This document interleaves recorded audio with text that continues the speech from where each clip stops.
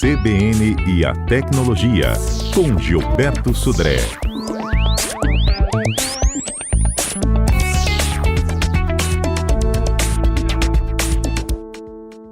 Muito bem, está na hora do nosso CBN e a Tecnologia. Gilberto Sudré conosco já. Gilberto, bom dia.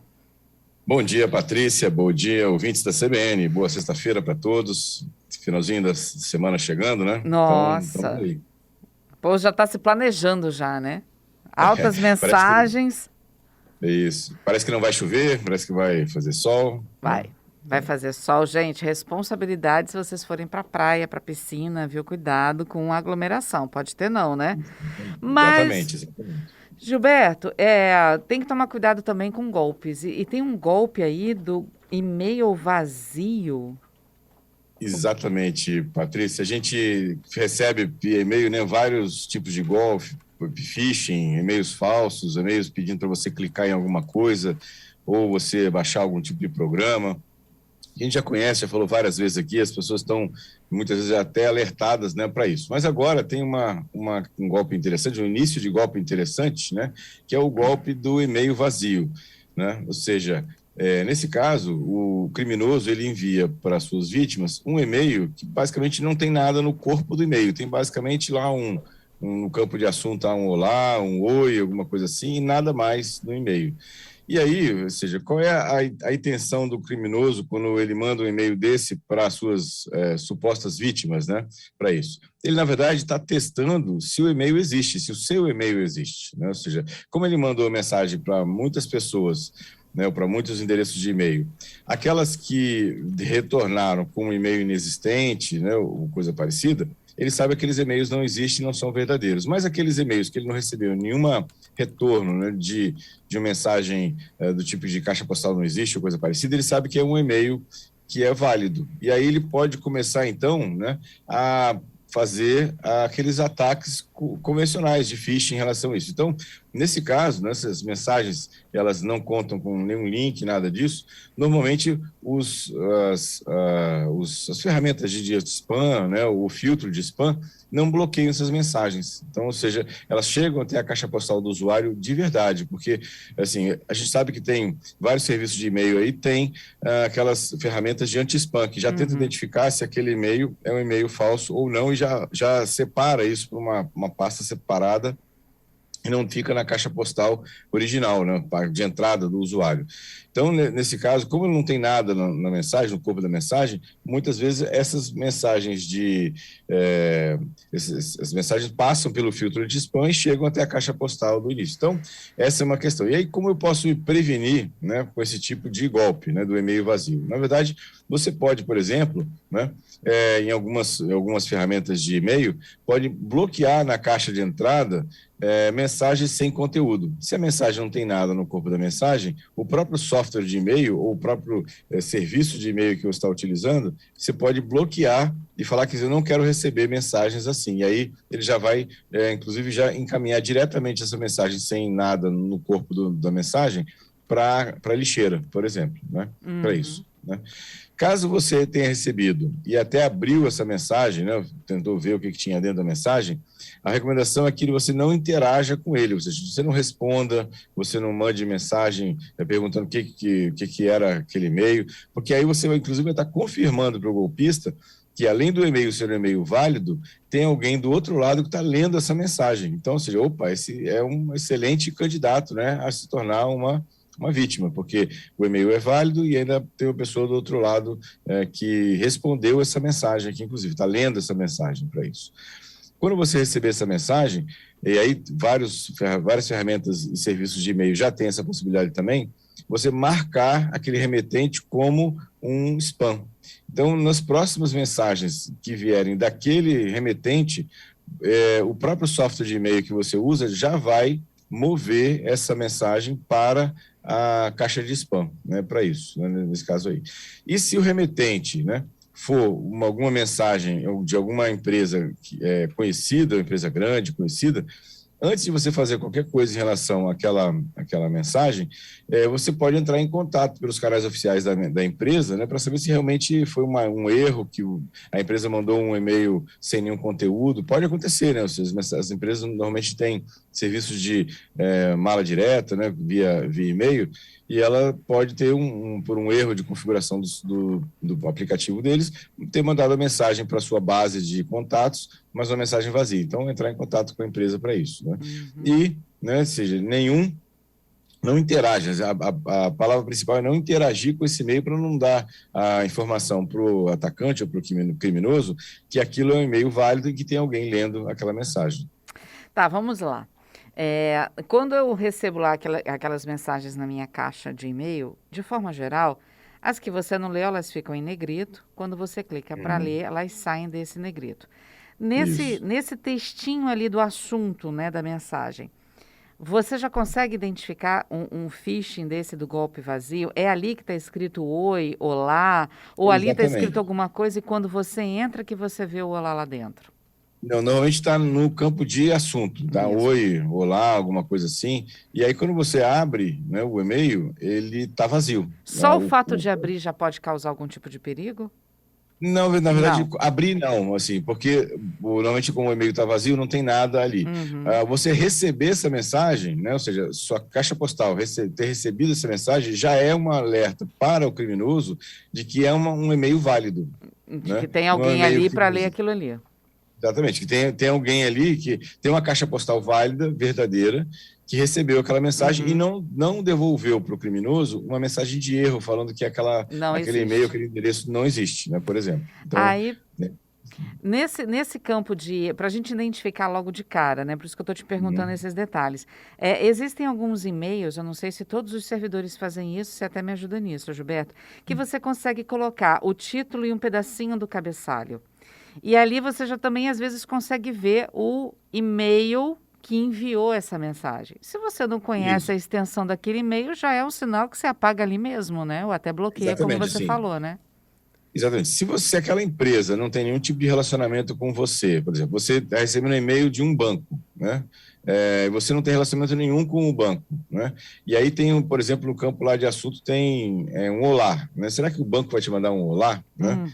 Não sei, ou seja, ou então ele está te mandando uma proposta de seguros, está escrito lá, seguros, né, seguros de carro, por exemplo. Você não tem nenhum tipo de relacionamento com aquele banco, será que é interessante? Ou seja, se você não conhece, né, não abra, né, simplesmente não abra aquela mensagem. E se você abriu e é uma mensagem que estava no corpo do corpo, né, o texto do e-mail estava vazio, estava em branco, né, a minha sugestão é marcar aquilo como spam, né, ou seja, nas ferramentas tem como fazer isso. E quando você marca com spam, a pessoa que mandou o e-mail vazio recebe algum tipo de notificação? O seu e-mail foi cadastrado como spam? Como é que acontece? O que acontece quando a gente cadastra um spam? Quando você marca um e-mail como spam, a pessoa que mandou, né, o remetente, não recebe nenhuma mensagem de volta. A única coisa é que o seu aplicativo de e-mail, né, o seu serviço de e-mail que você está utilizando, ele, né, vai criar uma regra que toda vez que chegar um e-mail daquele remetente, ele vai mover automaticamente para aquela pasta de spam. Não vai nem aparecer na sua caixa de entrada. E nem na lixeira, né? Vai direto para o spam. Nem na lixeira, exatamente. Ele vai para a caixa de spam e normalmente a caixa de spam ela vai sendo acumulando nos e-mails e ele sempre apaga os e-mails mais antigos que um mês. Então você tem um mês mais ou menos para até dar uma vasculhada lá na sua caixa de e-mails marcados como spam para saber, porque esses softwares eles têm o chamado de falso positivo, né? Ou seja, ele marcou um e-mail como spam, mas não era. Então pode ser que ele tenha marcado algum e-mail verdadeiro, né, como spam. Então é bom você de vez em quando dar só uma corujada, vamos chamar assim, lá naquela pasta de spam para saber se ele não marcou de forma inadvertida algum e-mail. Poxa, mas aí a gente já marca tanta coisa como spam, porque sim, a gente recebe tanta coisa, né? Independente de ser golpe ou não, são aquelas mensagens que são enviadas repetidas vezes para você. Olha, isso é um spam, estão espalhando isso para todo mundo, né? Não quero receber mais, marca com spam. E a pessoa que está enviando não é notificada de que minimamente que ela está incomodando? Não. O que acontece muitas vezes é quando você tem um volume muito grande de e-mails enviados por uma origem que são marcados como spam, alguns serviços de e-mail, né, têm aquelas chamadas listas de bloqueio, né? São listas de origens de e-mail que são conhecidas como spammers, que são conhecidos como envios de e-mail frequentes de spam. Então, esses domínios de origem, né, já são removidos automaticamente, aí nem chega na sua caixa de entrada. Aquela origem não consegue nem mandar mais e-mails, inclusive, porque os servidores que recebem já descartam imediatamente aquela mensagem. Então, ou seja, existe, né, na internet alguns serviços de marcação de origens de spammers conhecidos, né? Então, isso já chama-se lista de bloqueio, e aí ele já consegue fazer isso assim, automaticamente. A gente nem fica vendo, esses e-mails nem chegam para a gente. Os e-mails que chegam para a gente, que são marcados como spam, são de origens que ainda não foram classificadas como spam. Apesar do e-mail ter sido classificado como spam, a máquina que originou aquela mensagem não foi bloqueada ainda para receber as mensagens. Entendi. Como que eu denuncio um golpe desse do e-mail vazio, um phishing, de forma geral? Então, de forma geral, se é um phishing, você pode denunciar, assim, como ainda não houve crime, né, porque você não clicou em nada, você não abriu nenhum aplicativo e ele infectou a sua máquina, não é um crime, você não vai fazer uma denúncia, não vai fazer um BO por causa disso, né, um boletim de ocorrência, porque não houve exatamente um crime, né. O que você pode fazer, muitas vezes, é tentar, com certeza, marcar como spam, né, o e-mail que você recebeu, né, e aí, se é um spam vindo de um domínio conhecido, né, você pode tentar entrar em contato com o administrador daquela empresa, por exemplo, para falar assim, olha, estou recebendo um e-mail de spam da sua empresa aqui, né? Isso não é assim, isso tá ruim, alguém da sua empresa aí está usando o seu nome para mandar mensagens de spam para os outros, né? Isso pode ficar ruim para você depois, né? Ou até outra pessoa também pode acontecer nesses golpes de banco, que a gente recebe e-mail de banco também, né? Às vezes o banco nem sabe que estão usando o nome dela, Exatamente, assim, a gente vê, assim, até mensagem de comunicadores instantâneos, né, recebendo lá que, seu cadastro no banco X expirou, clique aqui para poder renovar o seu cadastro. Isso é com certeza um phishing, e aí você pode denunciar no seu próprio banco, se é o seu banco ou o banco de origem lá, fala assim, olha, estão usando o seu nome para isso. E os bancos têm equipes grandes que tratam desse tipo de fraude, né? Assim, não só bancos, como também outras empresas de venda, de comércio eletrônico, que são utilizadas, né, o nome delas para aplicação de golpes, você pode denunciar, e eles vão atrás, vão tentar, né, identificar, ou pelo menos bloquear ou paralisar esse tipo de uso do nome deles. Agora, infelizmente, apesar de todos os avisos, alertas e cuidados, alguém caiu no golpe.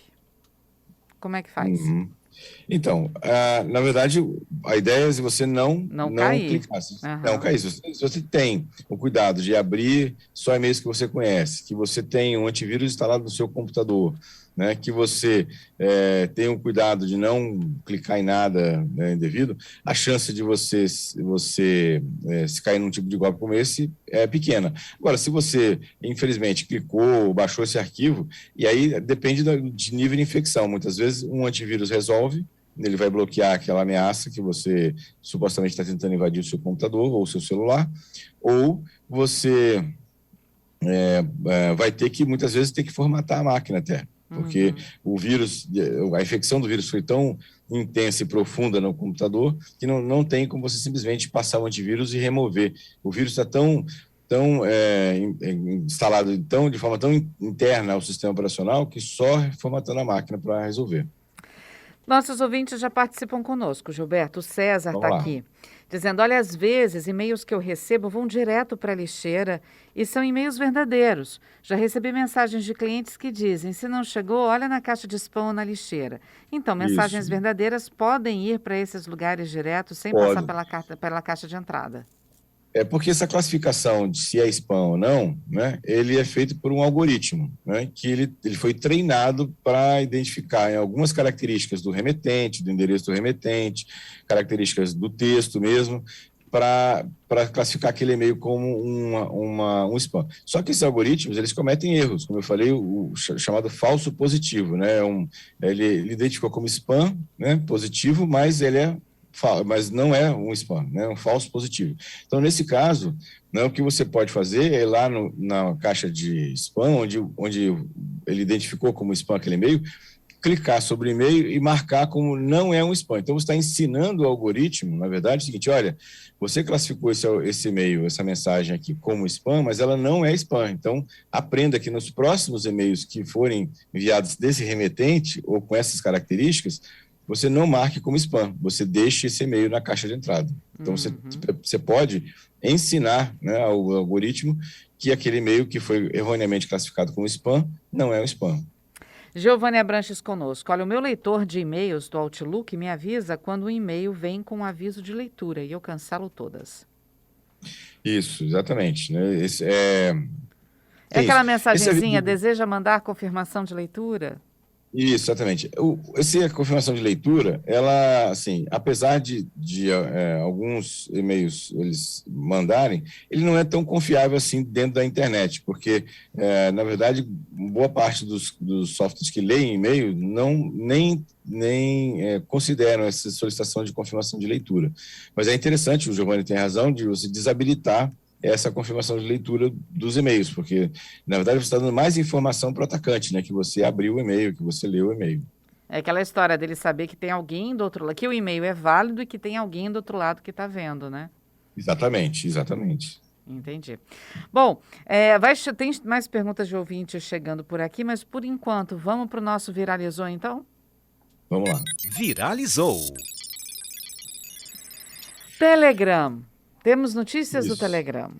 Então, Patrícia, essa semana, assim, os nossos destaques dessa sexta-feira são bastante importantes e impactantes até. O primeiro destaque na notícia dessa semana é que o Telegram pode ser banido do Brasil. A gente já falou sobre isso aqui algumas vezes, inclusive desse assunto aqui. Por quê? Ao contrário do WhatsApp, que tem uma série de cuidados, né, para evitar a propagação rápida de fake news, né, de mensagens falsas, limitando lá para até 5 encaminhamentos automáticos, e quando a mensagem é encaminhada frequentemente, você só consegue encaminhar para uma pessoa. O próprio Twitter também, essa semana, agora a gente falou nisso na quarta-feira, lançou uma ferramenta aqui no Brasil, que vai ser disseminada para os usuários brasileiros, onde você consegue marcar uma publicação no Twitter como uma publicação falsa, né? Ou seja, uma suposta publicação falsa. O Telegram não tem nada disso. Então, o Telegram ele permite grupos muito grandes, de até 200 mil pessoas num mesmo grupo, coisa que o WhatsApp é só 257 pessoas só, né? E você não tem nenhum tipo de moderação dessa natureza, ou seja, é um excelente local para propagação de mensagens falsas. E para complicar, né, o Telegram não tem nenhum tipo de representação no Brasil, ou seja, não tem como o TSE, por exemplo, fazer nenhum tipo de ingerência ou bloqueio, ou solicitação de bloqueio de mensagens dentro do Telegram. E com isso, né, o presidente do TSE, o ministro Luiz Roberto Barroso, já tentou entrar em contato de diversas formas com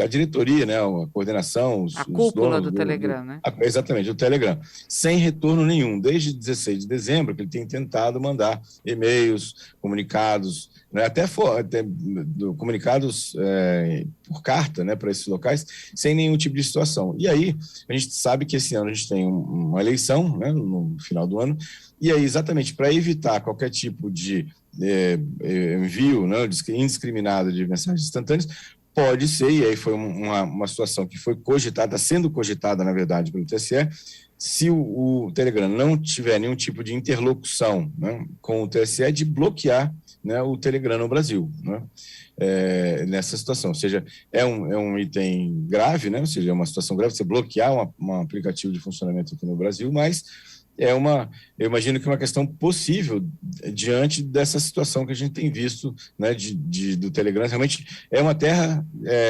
sem lei, né? Ou seja, o Telegram hoje é uma terra completamente sem lei nesse caso. Então, vamos ver como é que vai ser o desdobramento dessa situação para isso. Uhum. Outra notícia dessa semana também é a Microsoft comprou, né, a Activision Blizzard, que é um grande fabricante de jogos na internet. Só para a gente lembrar de alguns, né? Call of Duty, World of Warcraft, Diablo, Candy Crush, Overwatch, todos são jogos muito famosos da Activision. E a Microsoft comprou, né? Obviamente que a Microsoft ela tem lá o console dela e agora vai turbinar o console dela, né? E o controle de toda essa situação. É uma empresa muito grande, a Activision, de jogos. Só para a gente ter uma ideia, o negócio foi estimado em torno de 68 bilhões de dólares a compra, né? É muito dinheiro, né, para uma situação. O que fez com que a Microsoft assumisse a terceira posição, né, das maiores empresas de games do mundo, né? Temos a Tencent, que é a chinesa, que é a maior empresa hoje de jogos do mundo. Depois vem a Sony com seu console, o PlayStation, e agora a Microsoft ficou em terceiro lugar lá em relação às empresas de games. Foi um negócio, talvez o maior negócio da história de games que aconteceu, né, e já mexeu com o mercado, né, definitivamente já mexeu com o mercado, né, as ações da Sony caíram, as ações da Activision subiram, né, porque, na verdade, agora a Microsoft tem realmente uma ferramenta potente, né, para competir nesse mercado de jogos. Né? Vamos ver como é que isso funciona para isso. E a última notícia, Patrícia, é que a gente já comentou sobre isso aqui, né? Aquela possível interferência do 5G americano na aviação dos Estados Unidos, né? E a crise realmente agora escalou para um nível muito grande nos Estados Unidos, inclusive está afetando voos do Brasil. Vamos só entender essa situação. O 5G americano, ele usa também uma faixa de frequência que não é utilizada no Brasil, né? E essa faixa de frequência do 5G americano, ela é muito próxima da faixa de frequência usada pelos aviões na parte de altímetro, de medida de altura, quando eles estão se aproximando para pouso. Então, teoricamente, né, segundo, né, as alegações das empresas de aviação americanas, isso afetaria a leitura de altitude quando os aviões estavam se aproximando, principalmente aviões muito grandes, né? Então, é essa situação. Então, isso, inclusive a Casa Branca entrou na discussão, né, já para tentar achar um meio termo nesse caso, né, nessa situação. Isso, de novo, né, isso acontece nos Estados Unidos. E como é que afeta o Brasil? Por quê? A Boeing, né, recomendou que os aviões da 777, né, Boeing 777, não voassem para os Estados Unidos, exatamente por possíveis problemas de interferência nesse caso. E a Latam já teve que mudar, né, a sua frota, né, fazer um remanejamento de aviões para a sua frota, para que os aviões 777 que a Latam tem, que voam do Brasil para os Estados Unidos, não fizessem mais essa rota, fossem para outros locais e remanejou aviões em relação a isso, exatamente por causa dessa situação. Então, lembrando que isso é um problema localizado nos Estados Unidos, mas acabou afetando também os nossos voos aqui do Brasil para os Estados Unidos também. Vamos ver como é que isso vai falar. Dá para resolver em pouco tempo? Então, eles estão estudando a situação, inclusive nos locais, né, nas torres, né, nos Estados Unidos, próximas de aeroportos que têm o 5G, né, eles estão reduzindo a potência de transmissão dessas torres para tentar minimizar esse nível de interferência. Em outros locais longe dos aeroportos não tem problema nenhum o uso dessa frequência, mas essa frequência em torres próximas de aeroportos pode, né, segundo, né, os relatos lá das companhias aéreas, né, pode interferir nessa procedimento de pouso dos aviões, nesse caso lá. Então, ou seja, o problema escalou de forma grande, inclusive a Casa Branca agora americana entrou na jogada para tentar achar um meio termo nesse caso. Vamos acompanhar aí os desdobramentos dessa questão. Vamos ver as cenas dos próximos capítulos, né? Exatamente. Gilberto, tem mais uma pergunta aqui de ouvinte, o David. O Moto G 5G é um bom smartphone para usar no dia a dia? Moto G 5G, já com 5G. É um bom, ele tem a linha Motorola, que agora veio com 5G, eu até acompanhei alguns preços que tem no mercado, são bem, estão com preço bem, um custo-benefício bem interessante, acho que é uma boa opção, sim, ele adquirir esse aparelho. Tá certo. Gilberto, agradeço mais uma vez, viu? Te desejo aí um bom final de semana e até quarta-feira que vem. Obrigado, Patrícia. Obrigado aos ouvintes pelas participações. Um excelente final de semana. Se cuidem, né? Que a Omicron não está brincadeira. Se cuidem aí com as aglomerações, né, evitando as aglomerações. E até quarta-feira com mais tecnologia. Um abraço.